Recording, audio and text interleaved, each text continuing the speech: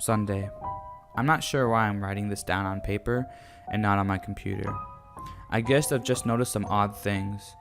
It's not that I don't trust the computer. I just need to organize my thoughts. I need to get all the things down. Somewhere I know that what I write can't be deleted or changed. Not that that's happened.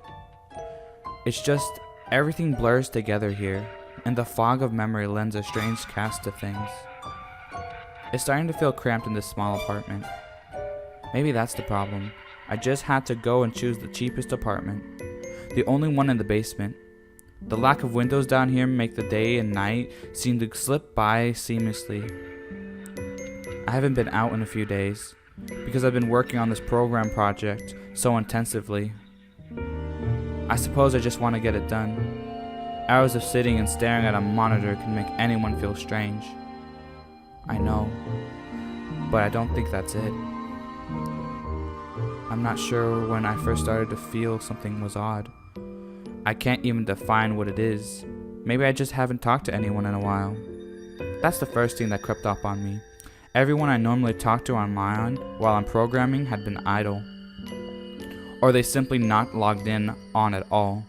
My instant messages go unanswered. The last email I got from anybody was a friend, saying he'd talk to me when I got back from the store, and that was yesterday.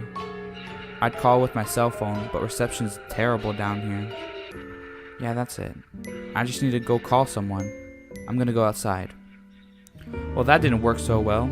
As the tingle of fear fades, I'm feeling a little ridiculous for being scared at all.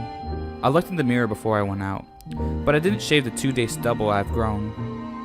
I figured I was just going out for a quick cell phone call. I did change my shirt though, because it was lunchtime, and I guessed that I'd run into at least one person I knew. That didn't end up happening. I wish it did. When I went out, I opened the door to my small apartment slowly. A small feeling of apprehension had somehow already lodged itself into me. For some undefinable reason, I chalked it up for not speaking up to anyone at all and being by myself for 2 days.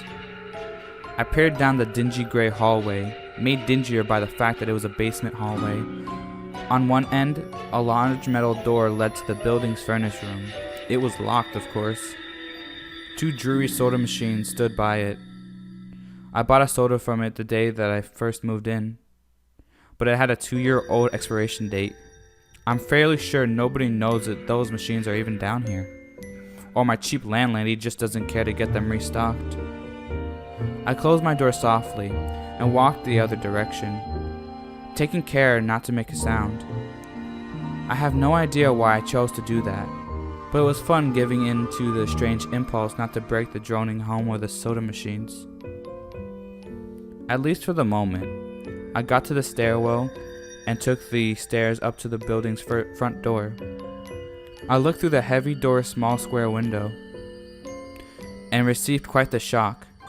It was definitely not lunchtime. City gloom hung over the dark street outside, and the traffic lights at the intersection in the distance blinked yellow.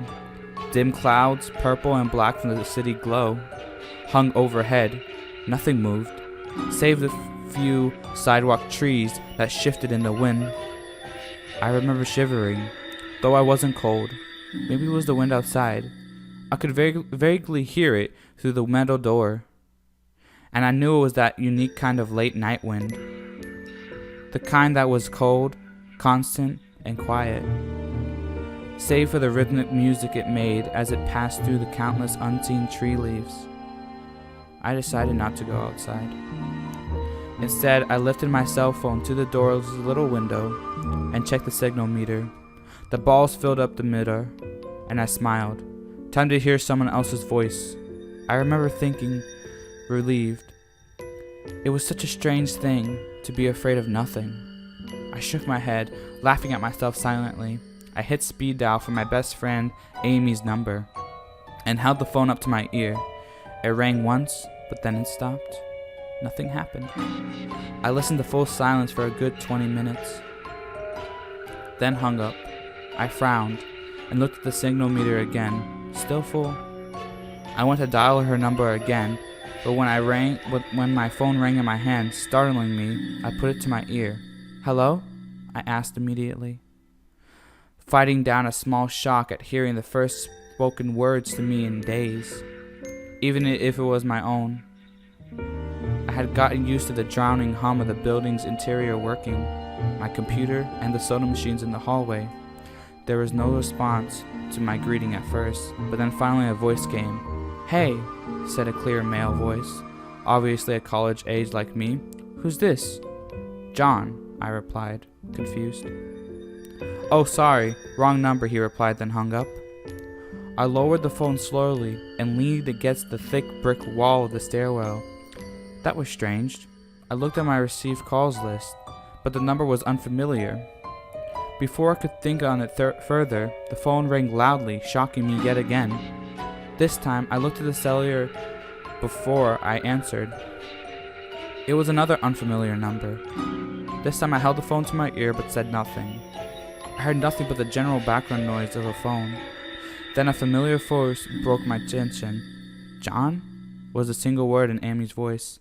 I breathed a sigh of relief. "Hey, it's you," I replied. "Who else would it be?" she responded. "Oh, the number. I'm at a party on 7th Street and my phone died, just as you called me. This is someone else's phone, obviously." "Oh, okay," I said. "Where are you?" she asked. My eyes glanced over at the drab, whitewashed, cylinder block walls, at the heavy metal door with its small window. "At my building," I sighed.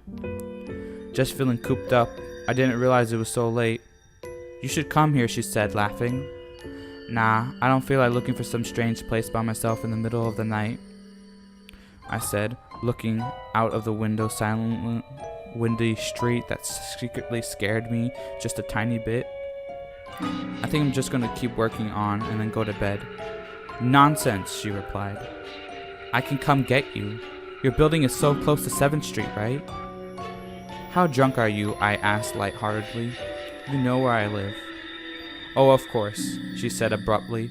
"I guess I can't get there by walking, huh?" "You could if you wanted to waste half an hour," I told her. "Right," she said. "Okay, have to go. Good luck with your work." I lowered the phone once more, looking at the numbers flash as the call ended. Then the droning silence suddenly reassessed itself in my ears. The two strange calls in the eerie street outside just drove home my loneliness. In this empty stairwell, perhaps from having seen too many scary movies, I had the sudden inexplicable idea that something could look in front of the window and see me. Some sort of horrible entity that hovered over the edge of loneliness, just waiting to creep up on an unexpected people that strayed too far from other human beings. I knew the fear was irrational, but nobody else was around, so I jumped down the stairs, ran down the hallway into my room, and closed the door as swiftly as I could while staying silent. Like I said, I feel a little ridiculous for being scared of nothing, and the fear has already faded. Writing this down helps a lot. It makes me realize that nothing is wrong. It filters out half-formed thoughts and fears and leaves only cold, hard facts. It's late. I got a call from a wrong number and Amy's phone died. So she called me back from another number. Nothing strange is happening.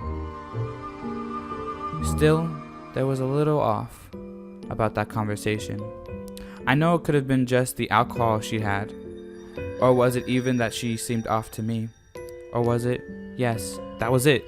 I didn't realize it until this moment. Writing these things down. I knew writing these things down would help.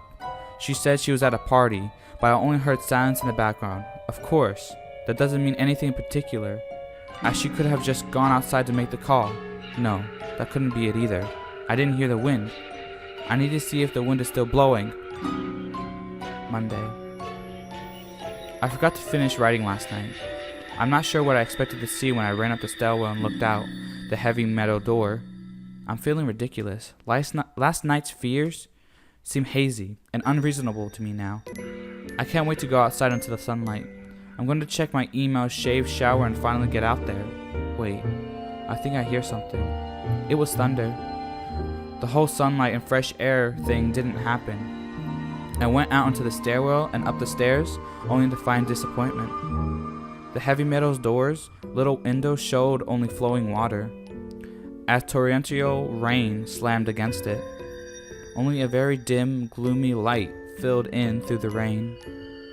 But at least I knew it was daytime, even if it was gray, sickly, wet day. I tried looking out the window and waiting for lightning to illuminate the gloom, but the rain was too heavy, and I couldn't make out anything than vague, weird shapes moving at odd angles in the waves washing down on the window. Disappointed, I turned around, but I didn't want to go back to the room. Instead, I wandered further up the stairs, past the first floor and the second. The stars ended at the third floor, the highest floor in the building. I looked through the glass, then ran up the outer wall of the stairway. But it was wrapped with thick kind of scatters the light. Not that there was much to see through the rain being there.